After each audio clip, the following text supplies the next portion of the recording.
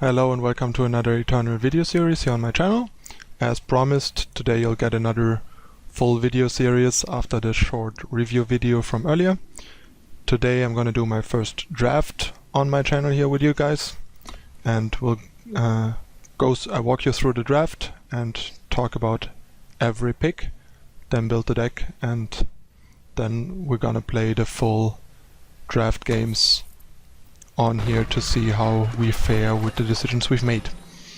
Alright, so let's take a look at the first pick.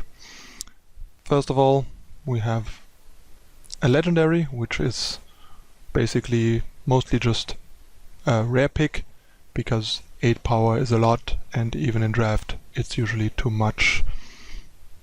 And also this card is not even that great for the 8 power it costs, because if you play this guy and then attack hoping your guys will be invulnerable, your opponent might just kill it with a fast spell and blow you out in combat. And that will usually mean we lose the game, so not that great. So this is a pretty good pick, one of the better cards in the pack clearly. Although time is not that great of a first color, unless you're planning on being Combrei for the most part. I really think Combrei is one of the premier color combinations and has been doing really well for me so far, but other time combinations seem to be lacking. But yeah, all in all a great card and a potential pick here. The other card that could be worse considering is Hero of the People.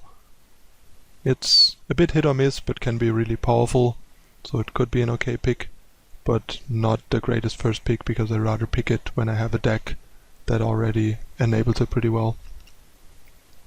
The rest is mostly just like okay cards. Static Bolt is an okay removal. Teriax Hatchling is a pretty good card, but being double faction and the double faction being Elysian is not particularly great, because Elysian is not that good in draft, and you want to try to avoid picking limiting cards like that unless they are really powerful. And while Hatchling is good, it's not powerful enough to warrant picking this early, since the chances that we end up playing it are a lot lower compared to a single faction card. Wisdom of the Elders is an alright card advantage card, but a bit dirtly, and I rather am on the aggressive side in draft usually. This is what I have been doing well with so far. So yeah, I think I'm probably gonna take the Displacer, because Primal is not very good and Static Bolt is pretty mediocre as a primal card. Direfang Spider is okay, but I rather am Combrei than, say, any of the Shadow combinations. I mean, Stone Scar is good, but then again in a lot of Stone Scar decks this guy is not gonna be that great, because I prefer to be like the Stone Scar aggro deck, and this is not a great one-drop for an aggro deck, it's more for a defensive deck to use it as a pseudo removal for big attackers. So we could also take Hero, because that gives us the opportunity to be Rakano or Combrei.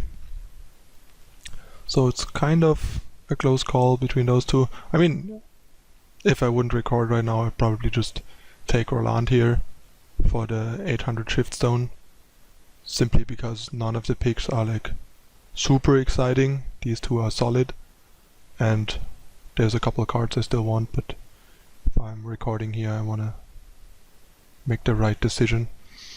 I think this is probably a bit better pick, because this can be pretty great or really terrible, although it's a bit more open given that Justice is a better faction than Time overall. But yeah, I think I'll take the Displacer here. It's gonna be really great if we manage to get into Combrei or something like that. Okay, so the best card in this pack in my opinion is clearly Oni Ronin. Plague is pretty good too, but it's a bit more situational, and like I said, I think aggression really pays off in these drafts, especially this early on in a game where there's a lot of people that don't draft that well and have bad 3-color decks and they get punished really hard by a good aggressive curve. So yeah, I'll take the Ronin. Might mean we end up abandoning the Displacer depending on how our picks go, but that's not too bad in Eternal because we have 4 packs compared to Magic where we have only 3. So here once again, this is probably the best card in the pack in my opinion. This guy definitely not. Wisdom is meh. The other solid card is this guy, but since we already wanna be red thanks to our Oni Ronin, I'd rather take another good red card over a solid green card. So yeah, I'll take the Acolyte and see where this goes from here. Alright, so it seems like red might be reasonably open. And Acolyte is again one of the best cards in the pack. This card is a pretty good card since giving flying to our best unit is really good. It just suffers from the problem of being primal, which is the worst color in draft in my opinion, the worst faction in draft. And yeah, I'd rather take a good card in a color that I already have than say take the Blackguard Sidearm or the Valkyrie Aspirant, which probably both are slightly worse than the Acolyte and another color, so just take the Acolyte, write the red drain for now and see what our second color will end up as, depending on what is open. And yeah, I definitely don't want to be blue-red, so there's that. This is interesting, like drone is decent, but not that great. Not sure how much I like it, to be honest, because it is more of a defensive card in a lot of situations, because they quickly can't attack anymore because the opponent has 2 health blockers. So yeah, it's tendentially better on defense because then you can stall the opposing 1 health units and use your 1-drop to trade with one of their higher casting cost 2 health units, for example. And yeah, I think this card is way underdrafted. Like in Magic, there's a similar card that does the same thing, and it's usually the best common in the color it's in like every draft format, and I don't see why it shouldn't be the same here. I mean, I get that time is probably the second worst draft color, draft faction, but if you're time, this guy is one of the reasons to be time in my opinion. And while Praxis is a bit weird and suffers from the fact that it doesn't get any powerful multi-faction cards to benefit from, given this pack, it's not like we're giving up anything other than the Grenade and Drone, so I feel like just taking the Initiative of the Sands and see where this goes. Since we are not that deep in the draft that we, depending on how it goes, either abandon the 2 time cards or abandon the red cards or just go for Praxis if it happens, even though it's not that likely.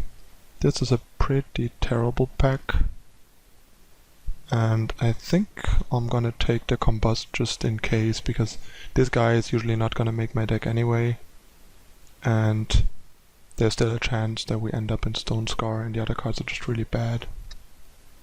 So yeah, I think I'll take this just in case. Okay, so looks a little more like time has dried out. So I think, given that we have Combust, I'm more inclined to take a Shadow card than a Justice card. So it's either a Grenade and Drone or one of those 2. This card is pretty mediocre, so I think this should be the better Shadow card. But if we want to be Shadow, this is actually a pretty decent card as well for all the sacrifice effects, like Direwood Beast and Combust and stuff, so I think I'll just take the Drone, which can fill out our deck no matter where we end up, and has synergy in case we end up Stone Scar. this card is really good in my opinion, and definitely better than among the 5 last cards in the pack, so this is pretty nice. This is a pretty good Shadow common, and maybe kind of a signal that Shadow is open. Okay, this is pretty weak of a pack, but I guess we just take this random fatty that, if push comes to shove, can fill out our deck. Here it doesn't really matter what we take, just take this one because it's the best card in the pack. This card is useless, this has at least some use, so might as well take this. It's not likely that we're gonna end up playing time, but might as well, just in case. Alright, so there's our next pack. This is a bit awkward for us, because the best card basically is Obsidian Golem if we wanna keep going down the Stone Scar route. I mean, Dark Wisp is okay, but okay is the word here. It's like the last card you put in your deck or something. This guy definitely not an option for us anymore. That ship has sailed. And even if we would try to like continue like Praxis, these cards are just not good enough to push into a color combination that is like a faction combination that is not great to begin with. So yeah, I think I'll just take the good 2-drop and be fine with it. Probably hide these cards for now, since we're likely not gonna play them. Ah, that's a lot better. It's probably gonna be this guy because it's basically a 2-1 quick draw on the first attack and then keeps growing, and it's really hard to deal with if the opponent doesn't have a removal or silence. And there's a couple of other solid cards, like all these 4 cards would be decent picks for us, but I think this is the best card. I really like this guy actually. Not sure how high other people rate him, but I think the card is really good. Quick draw is so annoying, especially if the unit has a reasonable amount of health, making multi-blocks really hard. And there's cards like Rampage that really punish opponents for trying to block this guy. It's always a risk that you get blown out.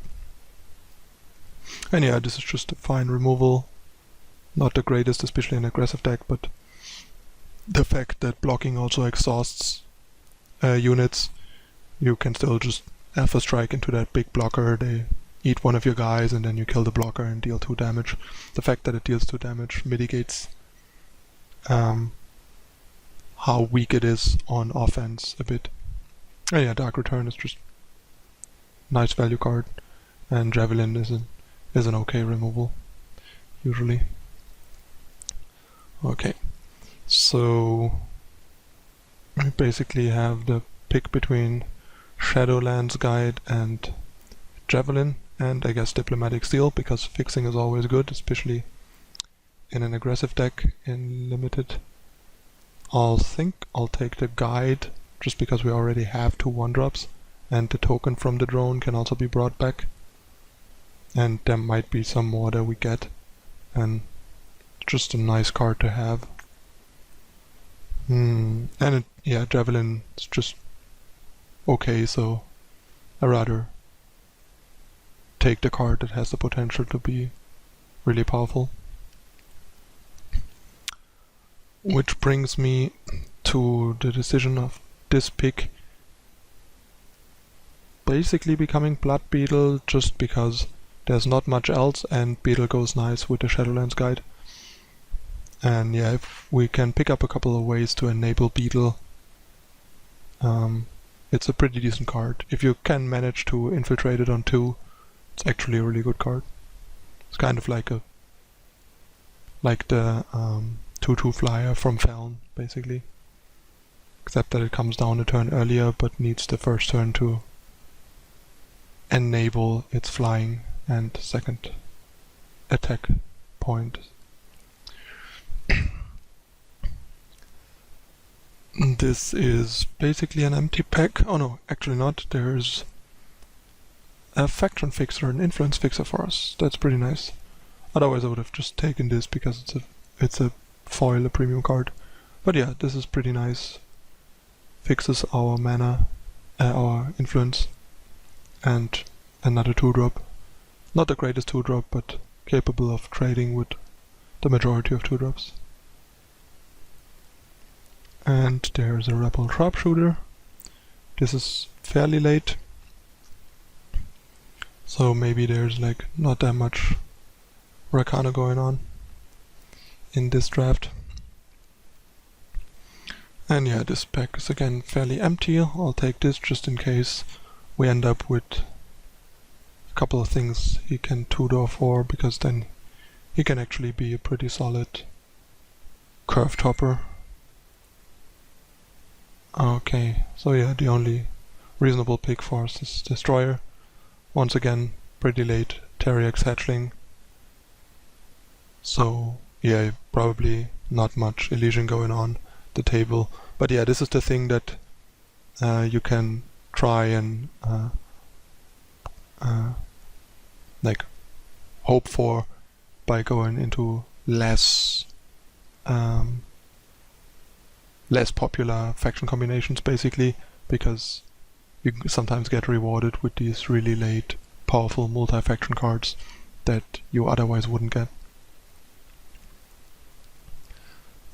Yeah, definitely not gonna play Scheme in a deck like this, so might as well just take the uncommon for the dust value. Oh, that's a really late Rapid Shot. Great pickup for a deck like this.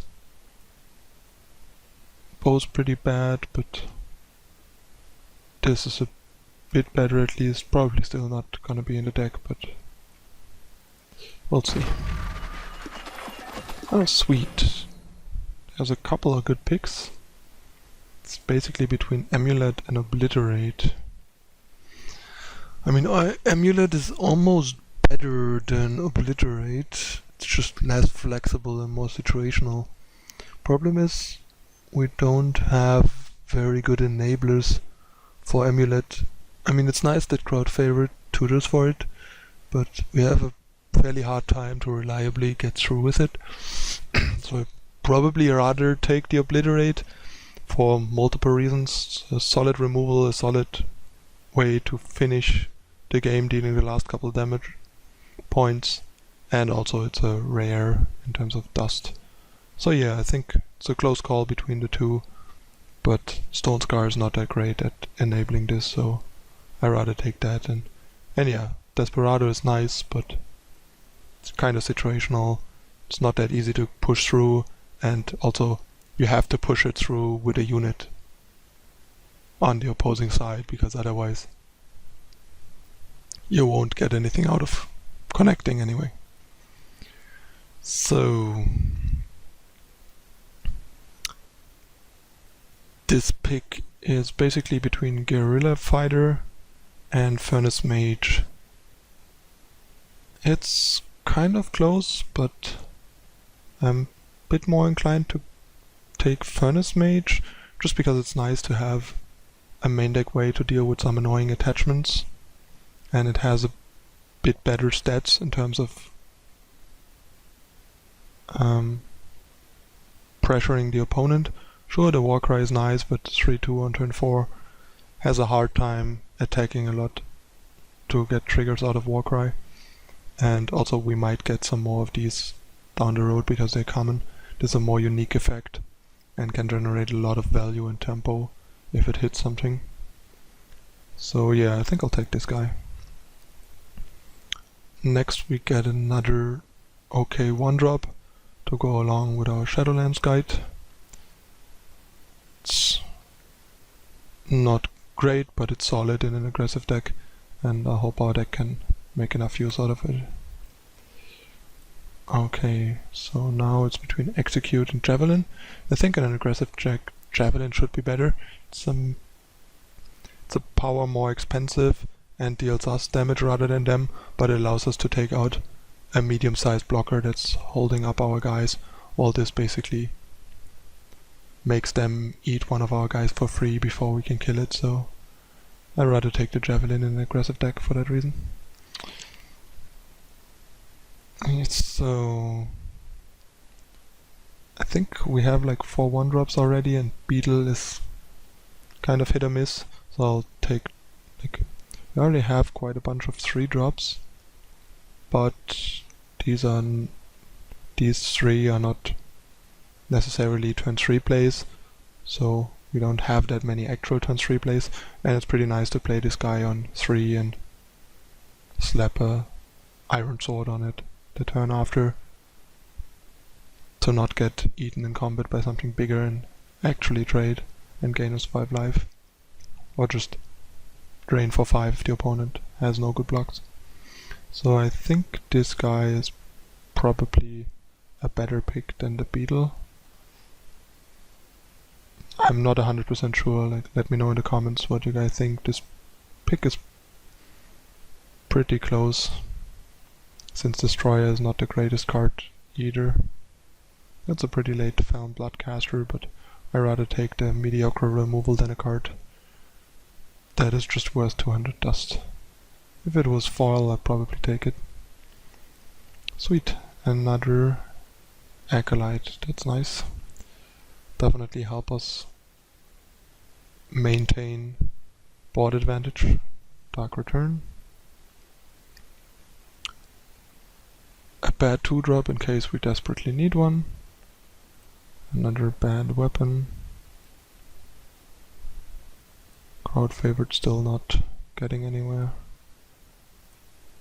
Some fixing from other people. Alright. Oh, another legendary. This clearly was the perfect draft to record. But honestly, guys... Oh no, actually we have to take the Warband Chieftain. This is so sad. Like, another 800 dust. But yeah, I mean, I'm not gonna rare draft in a draft that I record to teach you guys, basically. So yeah, I'm gonna take the Warband Chieftain because it's actually a pretty good curve topper for our deck. If it was only the Knife Drag, I might have just taken the Draconis, but can't justify not taking the Warband Chieftain here, I think. So, I think given that we have 2 Destroyers and already have some Acolytes, I think one of these actually makes for a pretty nice weapon in this deck, and also might make the 6-drop more playable that we have picked up. I mean, we could also take this because we don't have many 4-drops and it kills blockers, but I feel like we might get one of these anyway. This is gets picked up a little earlier, and quick draw can be really powerful in this game. So I think I'll try this. I'm not 100% sure how good Blackguard Sidearm is, in my opinion, yet. It's definitely a solid card, but I'm a bit undecided yet on how high of a pick it is. I want to play with it more. Another Rapid Shot, that's very welcome in an aggressive deck. This is not a very empty pack, since I'm not gonna play since I'm not gonna play more than 1 Pyre Adept, if at all. I'll just take out the Sword of Icaria, cause why not? So I think this is a pretty sweet tempo play, and a better option than these 2 mediocre clunky cards. And yeah, Devour is not what you want to put in your aggro deck.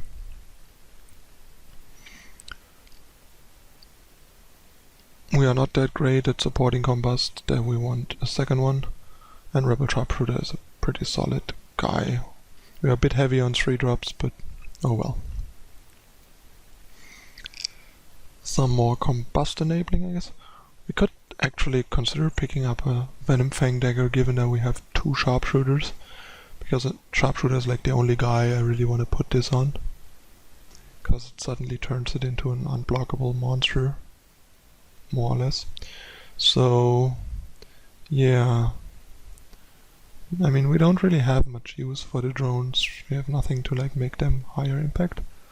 So I think I'll just pick up this and see if we want to end up playing it. Yeah, here we're basically just talking dust value. Another dust value pick out of empty packs. Yep, that's the picks. So now we have to build the deck. Let's see, I might want to play this guy.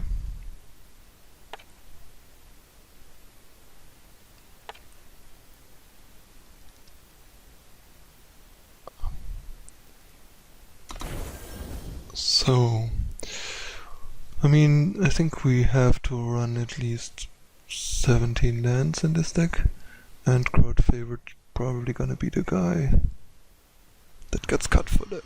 So yeah. Let's see. Our color requirements are slightly heavier shadow, but our 1-drops are evenly distributed. So yeah, probably 9-8. I think we can get away with 17 here. I mean, 17 is normally what you would run in 40 cards in Magic with like the average draft deck. This has a fairly low curve and a lot of 1 and 2s. So 17 should be okay, but maybe 18 is more safe. Do we really need this many 3-drops? I think I might just cut like another destroyer and add another sigil. And yeah, I really wanna see how this card does with 2 sharpshooters. Could actually be pretty solid. We have a couple of like kind of throwaway guys, like half of a drone, the bodies of acolytes, stuff like that. And we have another quick draw guy to put it on. And if we put a side arm on a unit, we can also put a dagger on it, stuff like that. So we have a couple of synergies going there. Yeah, I think that's how I'm gonna build it for now. Okay, that's the draft. See you in a moment with the first game.